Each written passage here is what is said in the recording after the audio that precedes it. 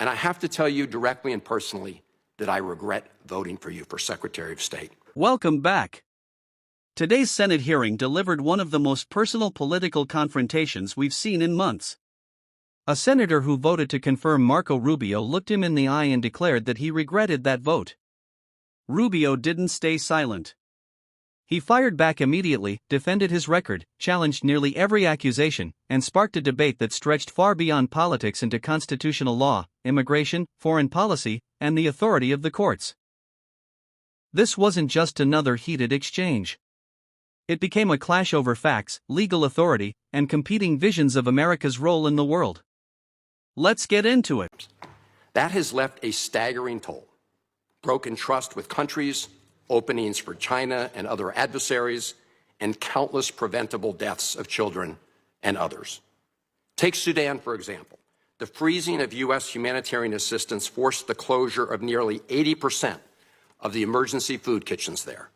2 million famine-affected people were left without access to food. People died because of those actions. Mothers, fathers, and children. Tons of emergency food that could have saved their lives was left rotting in warehouses because you and Elon Musk refused to let USAID do its job. Sudan is a country where, by the administration's own determination, a genocide is unfolding in Darfur.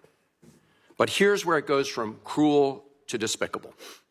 While cutting off food aid to Sudanese families living through an actual genocide, you're fast-tracking white South Africans for refugee status under a manufactured claim that they are the victims of genocide. You tried to block the admission of individuals who had already been approved to come here as refugees while making bogus claims to justify granting such status to Afrikaners. You've made a mockery of our country's refugee process, turning it into a system of global apartheid where political ideology and race, more than truth or need, matter. And while you've turned away from a genocide in Sudan and invented one in South Africa, you teamed up with President Trump to throw the Ukrainian people under the bus and have been played like a fiddle by Vladimir Putin.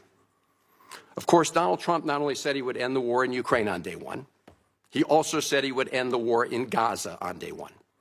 And yet last week you were all running around to Gulf states giving away very sensitive American AI and chips technology, but doing nothing to end the war in Gaza and get the remaining hostages returned. You know that for 78 days, the Netanyahu government did not allow a scrap of food to enter Gaza to reach over 2 million civilians. 57 children have died from malnutrition so far, and more than 14,000 children are in imminent danger of dying of starvation. As Cindy McCain said last week, and I quote, "Families in Gaza are starving while the food they need is sitting at the border." That is a gross violation of both U.S. and international law. What did you do? Nothing. Not once did you publicly call upon the Netanyahu government to end the blockade. Fortunately, other countries spoke out, and now we see a tiny trickle going in. Where have you focused your energy instead, Mr. Secretary? Well, your first trip as Secretary of State was to El Salvador, not to promote democracy, but to cozy up to President Bukele, who calls himself the world's coolest dictator. The result was a cash for collusion deal to deprive people living in America of their constitutional rights to due process. The Supreme Court, in a 9-0 decision, instructed you to facilitate the return to the United States of Abrego Garcia, who the administration admitted was wrongfully deported to El Salvador. Your response?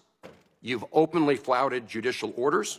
When asked whether you have been in touch with El Salvador to return Abrego Garcia, you boasted, quote, "I would never tell you that. And you know who else I would never tell? A judge."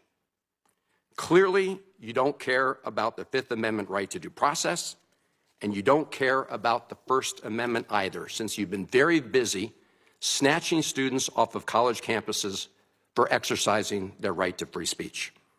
You dredged up a relic from the McCarthy era to claim that student protesters posed a threat to the foreign policy of the United States. Give me a break, Mr. Secretary. You know as well as I do this isn't about national security. It's about punishing free speech. And you know that in America, the government doesn't get to use its power to punish speech it doesn't like. Yet in March, you boasted about revoking student visas, saying, and I'm quoting, "We do it every day. Every time I find one of these lunatics, I take away their visa," unquote. Let's look at one of those lunatics, Mr. Secretary, Ms. Ozturk. Her crime was co-authoring an op-ed in her college paper critical of Tufts University's response to the war in Gaza. Your own department found zero links to terrorism, no anti-Semitic statements, but you still yanked her visa and shipped her off to detention in Louisiana. And the list goes on and on. The federal judge in the case of Mohsen Madawi, who is the Columbia student who was ambushed by federal agents at his citizenship appointment, said, and I quote, this is the judge, "Legal residents not charged with crimes or misconduct are being arrested and threatened with deportation for stating their views on the political issues of the day. Our nation has seen times like this before, especially during the Red Scare and Palmer raids. Like the McCarthy-era witch hunts of the 1950s, your campaign of fear and repression is eating away at foundational values of our democracy. Back then, it took one voice, Attorney Joseph Welch, to cut through the hysteria with the simple question that marked the beginning of the end of that shameful era. He asked Senator McCarthy, have you no sense of decency? And I would ask you the same, Secretary Rubio. You have shown through your words and your actions what the answer is. I yield back. May I respond? You may sit. Well, first of all, your regret for voting for me confirms I'm doing a good job, based on what I know. Well, that's just your a record flippant and what statement, you Mr. stand for. Secretary. Can I respond, Mr. Chairman? You may. I didn't ask. Senator, question. please let the Secretary have I'd be the floor. happy to, but then I can respond to his. Your time's up, Senator, and woefully used, I might add. Well- your remarks do not represent the view of this committee. Well, Mr. Chairman- Secretary, please. Well, I'd like to. I can't respond to everything he said because much of these are untrue, but I'll go through a few. First of all, I'm actually very proud of the work we've done with USAID. For example, I don't regret cutting $10 million for male circumcisions in Mozambique. I don't know how that makes us stronger and more prosperous as a nation. I don't regret psychosocial support services. I raised USAID. Sudan, Mr. Secretary. Can I respond, Mr. Senator, Chairman, or do I? Senator, I'd ask you to suspend. You had 7 straight minutes of I chose to railing on- use my time that way, Mr. Chairman. That's my right to Please use my time suspend, that way. Secretary Rubio. Well, I can go on. I mean, there's other things here. We spent $227,000 for Big Cat's YouTube channel from USAID. We spent $14 million for social cohesion in Mali, whatever the hell that means. So I can go on and on. I got the list here, and there's more. I didn't even bring the whole list. In the case of El Salvador, absolutely. Absolutely. We deported gang members, including the one you had a margarita with. And that guy is a human trafficker, and that guy is a gangbanger, and the evidence is going to be clear. In the days to come, you're going to see who you went to defend. Senator, I'm sorry, please, Mr. Chairman. Secretary No. Rubio has the floor. Mr. Chairman, he can't make unsubstantiated comments Senator, like that. Secretary Rubio has the floor. You Secretary had your time. Rubio should take that testimony to the federal court of the Senator, United States because well, he hasn't done it under oath. Here's another point, okay? There is a division in our government between the federal branch and the judicial branch. No judge in the judicial branch cannot tell me or the president how to conduct foreign policy. No judge can tell me how I have to outreach to a foreign partner or what I need to say to them. And if I do reach that foreign partner and talk to them, I have under no obligation to share that with the judiciary branch. Just like a judge cannot order me to negotiate with a foreign minister of Russia, they cannot order me to negotiate with a foreign minister or the president of El Salvador. And if I did negotiate with them, which we have responded to them, and we've told them we've had communications with the president of El Salvador, I am under no obligation under our division of powers in this country and to share with the judicial branch how I conducted diplomacy of the United States. It would actually be counterproductive. If I started sharing with courts, or frankly, with the media, my conversations with foreign leaders and all of their details, no foreign leader would talk to me again, and we would break trust with them. So I have complied with every court order. What I won't comply with is an order to disclose what I'm saying and what we're talking about with a foreign leader, because then they won't talk to me. Diplomacy doesn't work that way. About the student visas, let me say this. I don't deport anybody, and I don't snatch anybody.